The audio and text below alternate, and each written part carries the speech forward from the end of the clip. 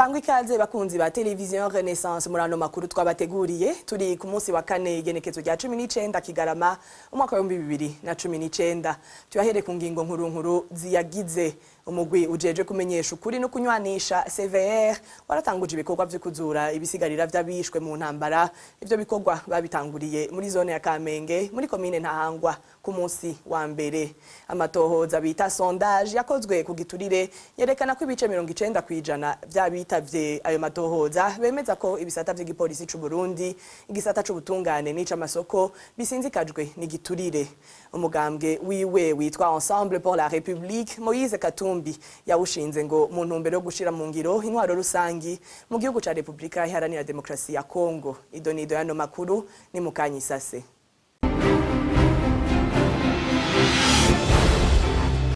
Ndasubiye kubaha ikaze murano makuru uno munsi wa kane ugize wa 59 abamenyesha makuru bane Christine Kamikazi Agnes Ndirubusa Terence Mpozenzi na Ejide Harerimana bikinyamakuru iwacu bafunzwe bafashwe kwigenekezo rya 22 gitugutu umwaka bagiye gutohoza makuru kuvyerekeye igitero c'abareberi Musigati mu ntara ya Bubanza aba bamenyesha makuru babanje guhagarikwa baja gufungirwa mu gashoka komine ya Bubanza hanyuma bungururizwa mu iborero rikuru y'intara ya Bubanza igenekezo rya 2026 ku kwezi nyene kwigenekezo rya 31 sentare nkuru y'intara ya Bubanza niyo yafata ingingo yo kwagumiza mu ibohero bakaba bagirizwa gukorana n'abagizi ba nabi no guhungabanya umutekano w'igihugu.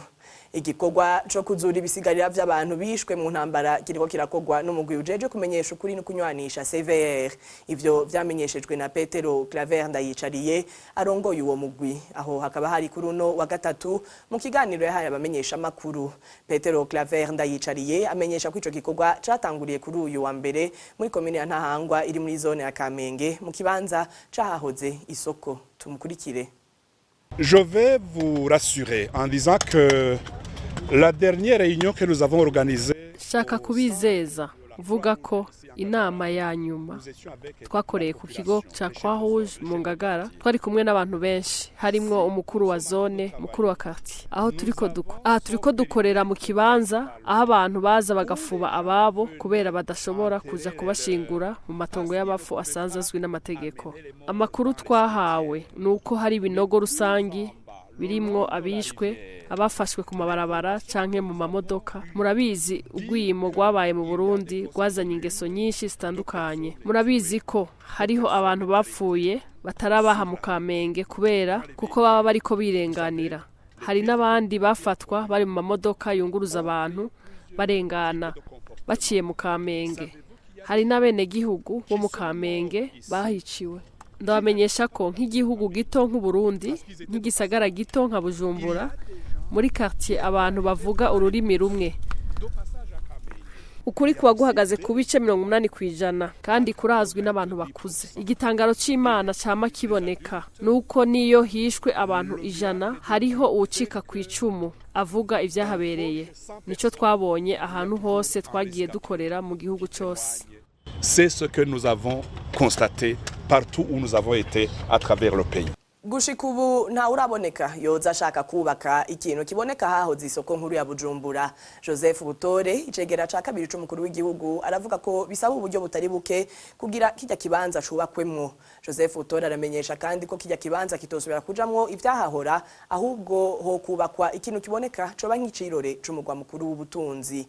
Ivyo akaba yabishikirije mu nama yabaye kuri uyu wa kabiri ikaba yari yahuje abashinga amateka n'abakenguza amateka. Tumukurikire.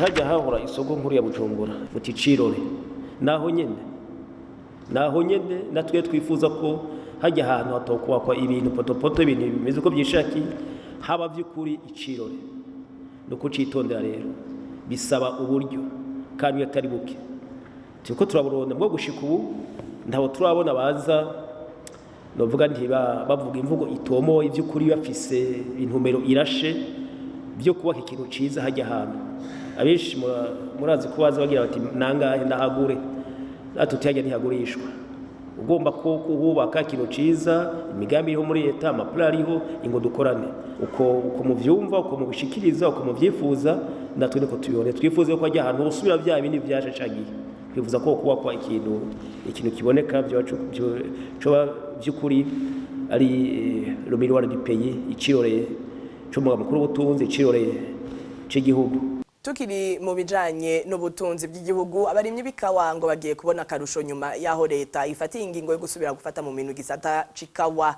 Ivyo bikaba byashikirijwe na Joseph Butore icegera ca kabiri c'umukuru w'igihugu, aho akaba yariko yishura ku bibazo by'amashinga amateka. Joseph Butore amenyesha kandi ko ikigo cahora kigenzura ivy'ikawa mu Burundi Arfik kigiye gusubirizwa n'ikigo Odeka. N'ubunyene tumukurikire. Ku kibazo c'ikawa igiciro gito ati none ko twumva ko leta igomba kugaruka mu gisata c'ikawa, none haize imyaka myinshi abarimyi b'ikawa bidoga kora nk'amahera make, none bo mbe ikibazo cabo je ko navyumvise ikibazo cabo kiri hehe muri iryo nagurwa ry'igisata c'ikawa.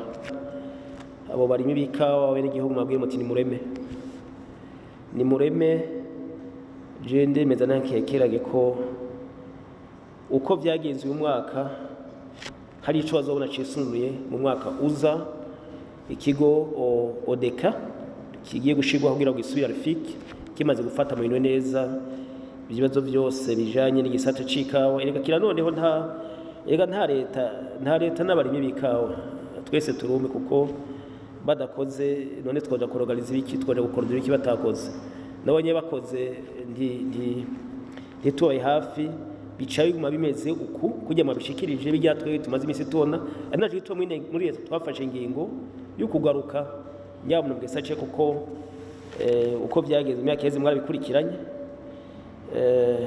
bwame hoho ko muri ntumbero ntiyari yo, hanyuma n'ivyo ari vyaremeye gukogwa ivyeza bikogwe uko byari vyaremeye. Rero nogira nti abarimi b'ikawa mu baremeshe ndazenza yuko mu bambere bazobona karusho, mu bantu bambere bazokumva ko leta by'ukuri yagarutse mu gisata c'ikawa nibo.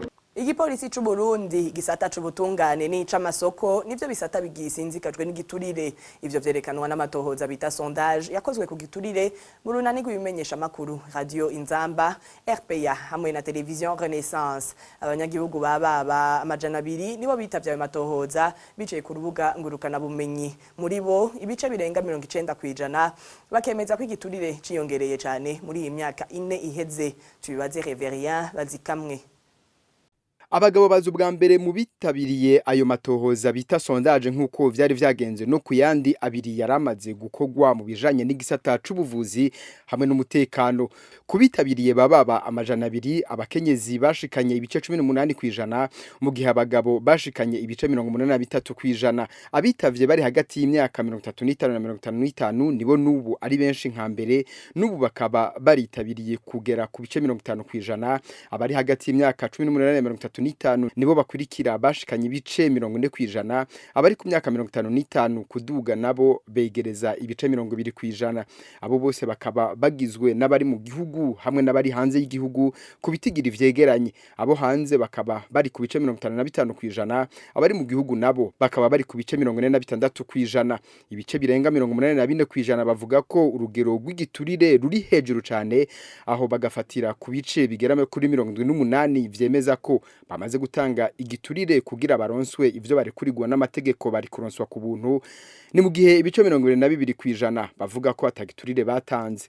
Ibice 91% bavuga ko igiturire ciyongereye cyane muri iyi myaka iniheze. Ibice 4% bikavuga ko igiturire cagabanutse, ibindi bice 7% bavuga ko atacahindutse muri iyo myaka iniheze. Ibisata 4 nivyo vyerekanwa ko bisinzikajwe n'igiturire gusumba ibindi, ni igisata c'umutekano police nationale, igisata c'ubutungane hamwe n'igisata co gutanga amasoko. Muri rusangi abitabiriye ayo matohoza bababazwa nuko igiturire ari bwo buryo bwo kubaho ku barongoye inzego za leta canke z'abikorera utwabo basigaye baratoye. Abanywanyi b'umugambwe CNDD-FDD bagatungwa agatoke ko bariko barubaka amazu meza bakaba no mu buzima budahuye n'imishahara yabo basanzwe banganya n'abandi bakozi bandi ariko bataronka nk'ivyo bobo bafise. Arakoze Reveria bazikamwe hanze y'u Burundi naho Moise Katumbi ateye iyindi ntambwe mu buzima bwiwe bwa politique ayejeje gushiraho umugambwe wiwe witwa Ensemble pour la République ni mu ntumbero yo gushira mu ngiro intwaro rusange mu gihugu ca Congo. Uwo mugambwe wa Moise Katumbi ukabuje gukuraho urunani rw'imigambwe Ensemble pour le Changement yararongoye kuva mu matora yo muri 2018.